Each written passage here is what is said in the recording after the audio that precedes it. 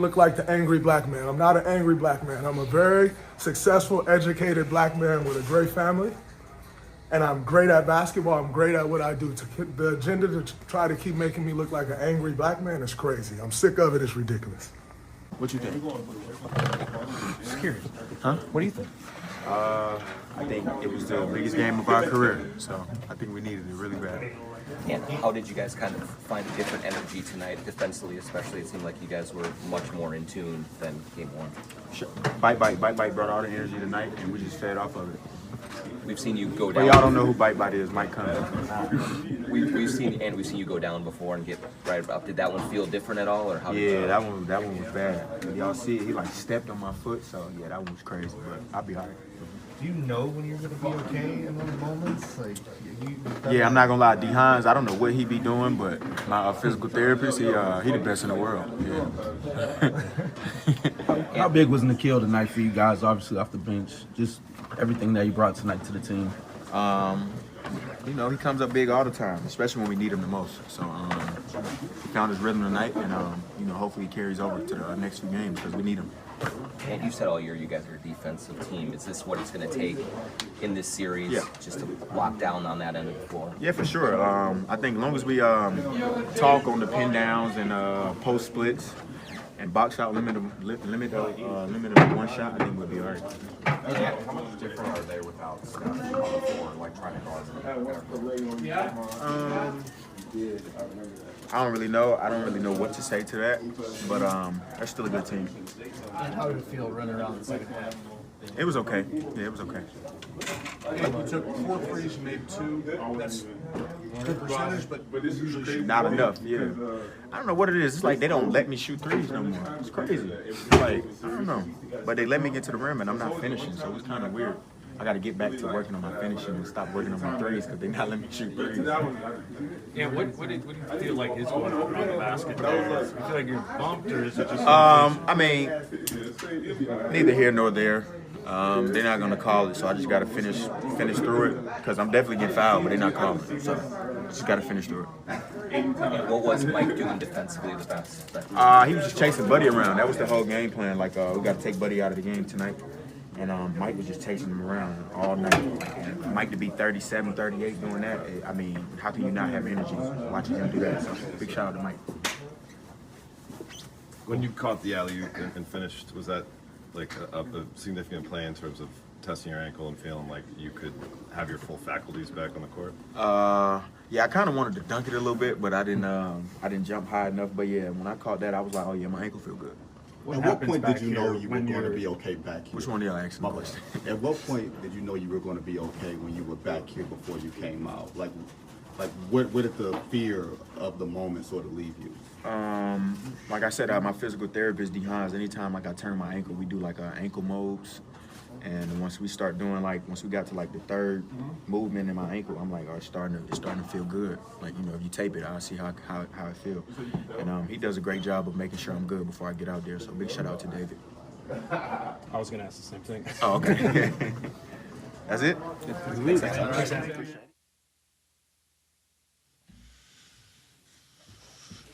And then you did.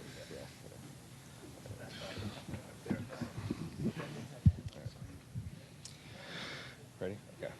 Julius, you had 10 over here to your left. You had 10 assists by the end of the third quarter. Just what was the key for you finding the right balance between scoring and playmaking tonight that maybe opened up for you as opposed to game one? Yeah, I think that was just something I looked at on film. You know, I felt like I made, you know, some pretty good reads last game. We just all were in a funk. And today we were in a little bit of a better rhythm, obviously. But, yeah, I felt like sometimes, you know, last game I might have overpassed when I got to my spots and could have looked to score. And, you know, so I tried to have a little bit of balance for both. But, I mean, credit to our guys, you know, our team, and everybody knocked down shots. They were in the right place like they were last game. We just made shots. Julius, how rare is it to see a team use like 13, 14 guys in a playoff series and like a revolving door coming in and out of there in that game? You guys have to get used to different guys. How rare is that in a playoff series? It's rare, but at the end of the day, it's also Steve Kerr. He's kind of done that all year. If you watch their team, and hats off to him. He has every guy on their bench prepared and ready to play. So you really got to be locked into the scouting report and know what each player does, and just know their tendencies, because he's not afraid to use anybody on his bench. Julius, it was really night and day last game versus this game. Do you guys feel like you were overconfident at all last game, especially coming off such a great win against the Lakers and the Golden State Warriors struggling? No, I don't think we were overconfident. I think we were rusty. This is not the team to be overconfident versus. They're a championship team. They have championship DNA. We've said that from the beginning. So if we want to win this series, we're going to have to, take every game seriously, and we're going to have to win every game. It's not going to be handed to us. So we know who they are and what they're about from top to bottom. And, we just got to continue to, put ourselves in a position to win, because they're not going to beat themselves. Julius, what does it do for you guys when Nikhil is knocking down shots the way he was tonight? It does exactly what it did tonight. It opens the game up, opens the floor up. Kill, he's a huge part of our team. He has been all year. And, obviously he's, struggled a little bit with his shot, but he does so many different things for our team, other than just shooting the ball, intangibles. And, he works his butt off every single day. He's the first one in the gym every single day. So when somebody works like that, it's only a matter of time before things turn around. And, he stays, true to who he is and continues to work, and has a game like, he had tonight. So hopefully he can keep building on it, because when he does that, like I said, it's huge for our team. Julius, you've been matched up with Draymond in the regular season and in the postseason a lot. What kind of mental makeup does it take going in knowing a guy that plays defense as well as he is, but also is kind of a provocateur, trying to get inside your head, inside of the team's head? I don't know. I got a lot of respect for Dre. What he's done in his career, just who he is as a player, and what he means to that team. So I've never really experienced any of that. With him, there's always been a mutual respect, between us. But no matter who it is, I try to focus on our team. I don't really try to focus on, the other player, what the opposing team is doing necessarily when it comes to those things. What do you have to do to have success against him when you're matched up with him? You just got to make him work, on both ends of the floor. He's, obviously a gifted passer and playmaker on the offensive end on the floor. So you got to make him work. And then defensively, he's all over the floor. So, just continue to, try to, make him work, put him in multiple actions, run the floor, crash the glass, anything to make him exert, a high amount of energy. It's no different than any other great player in this league.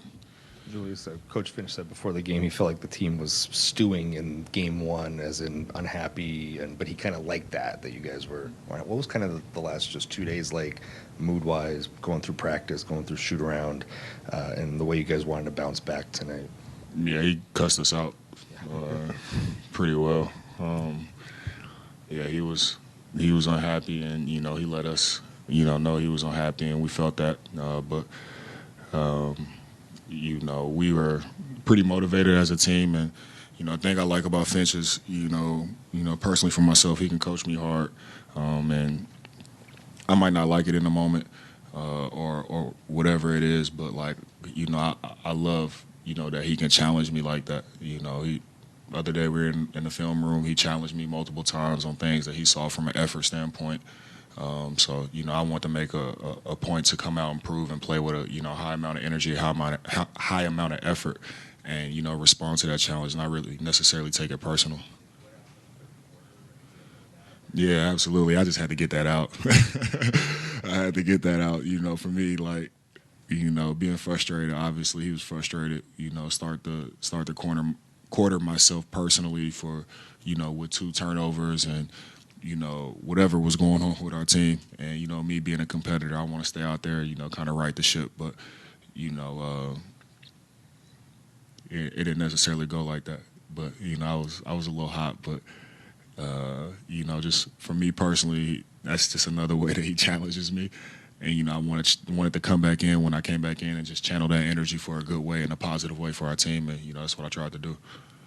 Julius, had to ask, you spotted Michael Irvin out there in the crowd. You smiled. What's your relationship like with him? And Yeah, that's my guy. I've known Mike since I was like 14 or 15 years old. Me being a Dallas kid, a Dallas native, a huge Cowboys fan, growing up watching Mike, growing up watching primetime Deion. I used to play with Deion's son. So I used to go to Deion's house all the time, and he was a great mentor of mine at a young age. And then Mike, I went to school with his son in high school, so he used to come to my games in high school and be around all the time. So I've known Mike, forever. So that's like family, and for him to come to Minnesota and come to a game, that's a pretty cool thing, pretty big deal. So it was amazing seeing him. Julius, you had a lot of matchup advantages on the offensive end tonight. When you guys are playing at the rhythm that you are, what's kind of your decision-making process in initiating ball movement or just decisively going to the rim?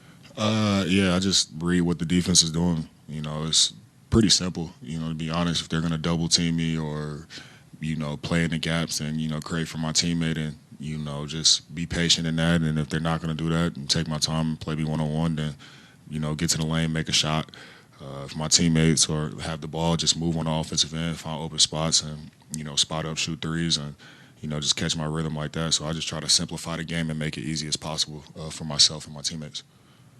Julius, Ant was talking about the effort and the energy that Mike Conley was playing with. He set the tone tonight. Can you just talk about what that means to get that type of energy and tone setter from the lead vet on the team, and just what it basically exudes? Because he's been on the court, he's making all the plays. Defensively, he's over there yelling at you guys on the bench. He's getting into it. What does that do for you guys mentally and physically? It's great. It's great. He's to be 50 years old and still come out and defend and play with the effort that he does. And I've talked all year about the leader that he is for our team and how he just kind of keeps us balanced.